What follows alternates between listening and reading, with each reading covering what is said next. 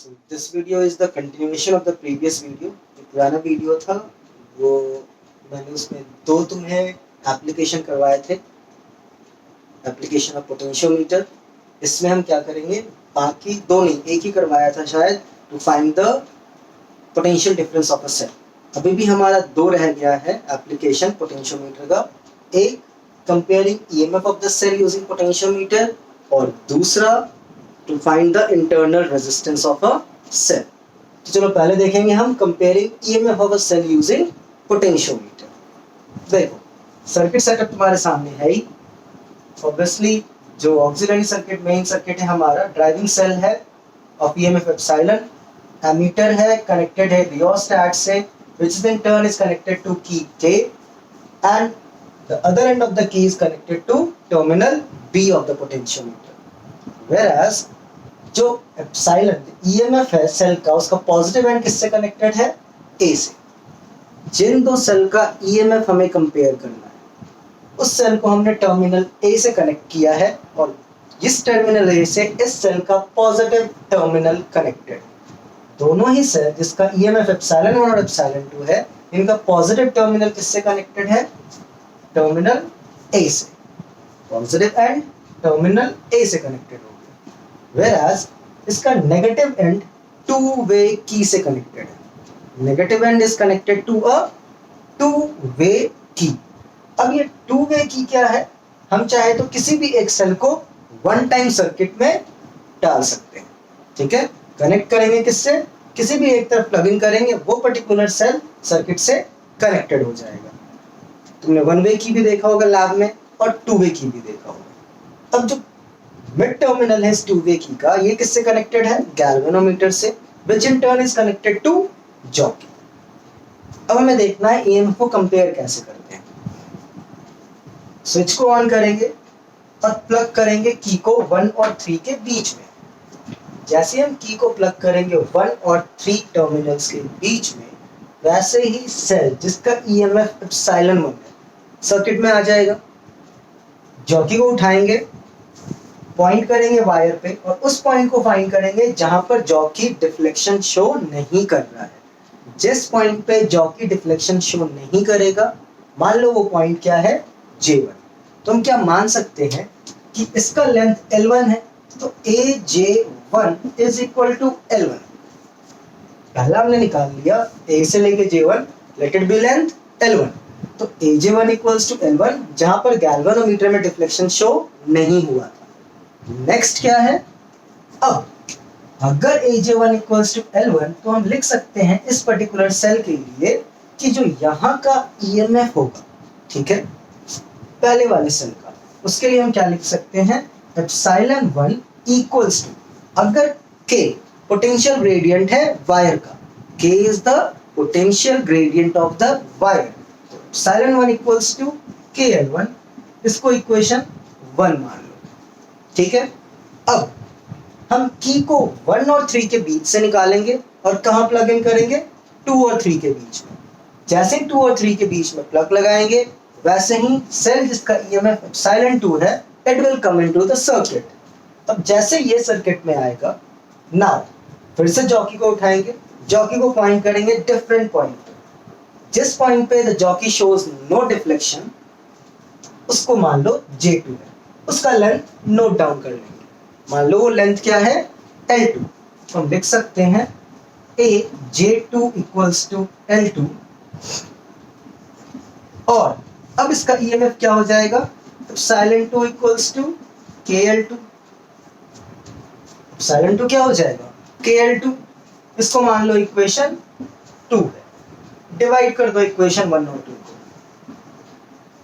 Dividing equation 1 bye 2, तो क्या आ जाएगा, एप्सिलॉन 1 अपॉन एप्सिलॉन 2।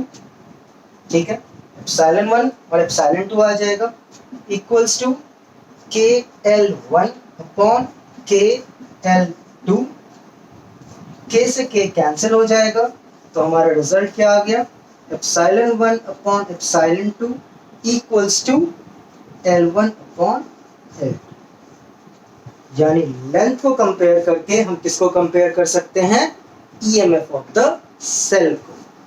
जैसे हमें नो डिफ्लेक्शन का लेंथ मिला L1, L2, by comparing the length, we can compare the EMF of the cell.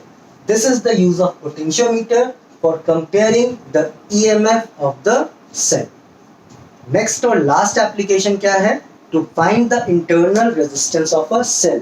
तो अब इस internal resistance को हम कैसे निकालते हैं देखो. Now see, अब internal resistance हम कैसे निकालेंगे? By using potentiometer. This is the third application of potentiometer which is in CBSE syllabus. अब potentiometer से internal resistance निकालना है. सर्किट सेटअप ऐसे ही बनाना है तुम्हें पेपर के लिए. अब सेल है तुम्हारा, एमीटर से सीरीज में कनेक्टेड है, which in turn is connected to rheostat whose other end is connected via key to terminal B. Same वैसे ही जैसे बाकी सारे सर्किट में था. चेंज कहाँ है? Terminal A. पॉजिटिव साइड तो टर्मिनल ए से कनेक्टेड है बिल्कुल वैसे ही, लेकिन ए का एक end positive terminal of cell. मान लो इसका ईएमएफ क्या है? एप्सिलॉन. ठीक है, सेल ऑफ ईएमएफ एप्सिलॉन से कनेक्टेड है, जिसका नेगेटिव टर्मिनल गैल्वेनोमीटर से कनेक्टेड है और गैल्वेनोमीटर का दूसरा एंड जॉकी से कनेक्टेड है. सेम वही कनेक्शन. कंपेयरिंग ईएमएफ में हमने यहाँ दो कंपेयर करने के लिए दो रख दिया था, यहाँ एक ईएमएफ एप्सिलॉन रखा है. लेकिन चेंज क्या है? इसके अक्रॉस हमने एक रेजिस्टेंस बॉक्स लगाया है which is connected through key K1. Clear? अब इस केस में देखो क्या होगा. सबसे पहले हम की K को क्लोज करेंगे. ठीक है, की K को क्लोज कर दो. जैसे कि K को क्लोज करोगे सर्किट में करंट फ्लो करेगा.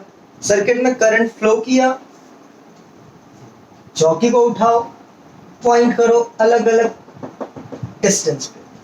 जिस पर्टिकुलर पॉइंट पे गैल्वेनोमीटर कोई डिफ्लेक्शन शो ना करे, उस पॉइंट पे रीडिंग को नोट करो. Let it be at J1. कहां पर नहीं दिखा रहा है?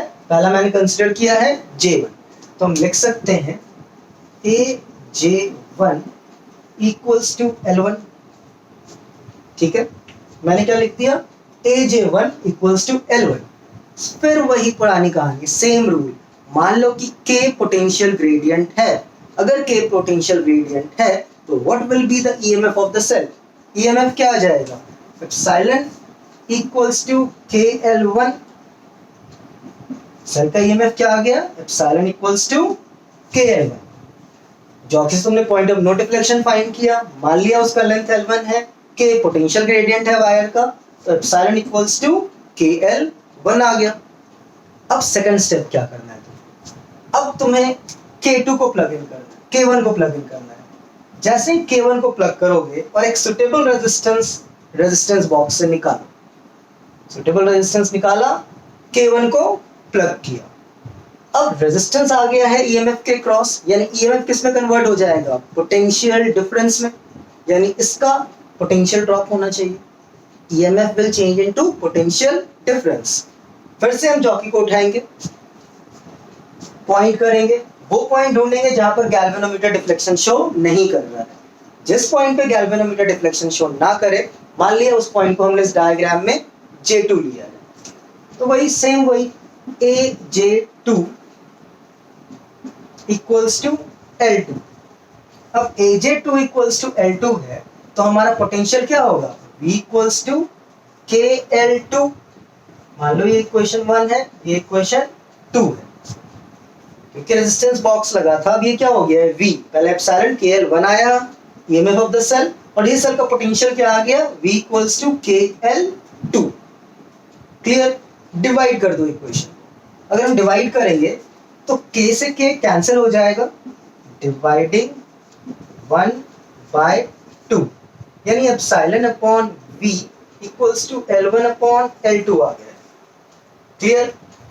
एप्सिलॉन अपॉन V तुम्हारा इक्वेशन आ गया किसके इक्वल? L1 अपॉन L2 के इक्वल. इसको यहीं छोड़ दो और वापस चले जाओ.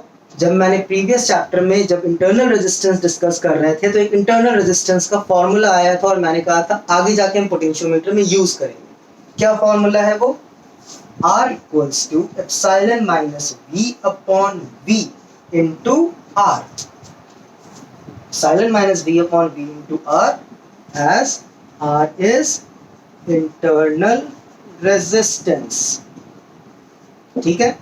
R equals to epsilon minus V upon V into R। ये किसका फॉर्मूला था? इंटरनल रेजिस्टेंस का। तो क्या हम डिनोमिनेटर को स्प्लिट कर सकते हैं? R equals to epsilon upon V minus 1, V upon V will be 1 into R।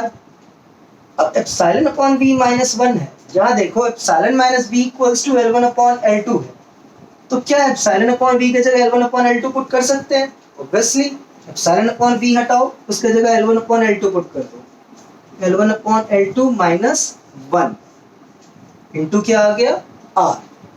Therefore ये जो तुम्हारा फॉर्मूला आ गया, this is the internal resistance of a cell, यानी सेल का इंटरनल रेजिस्टेंस तुम फाइंड कर सकते हो बाय यूजिंग पोटेंशियोमीटर। चाहो तो इस फॉर्मूले को एक और तरीके से लिख लो, एलसीएम ले लो, तो क्या आ जाएगा तुम्हारा? L1 minus L2 upon L2 into R। क्या फाइंड कर लिया हमने? Internal resistance of the cell. तो ये 3 इंपॉर्टेंट एप्लीकेशन है तुम्हारा पोटेंशियोमीटर का, that is in CBSE syllabus.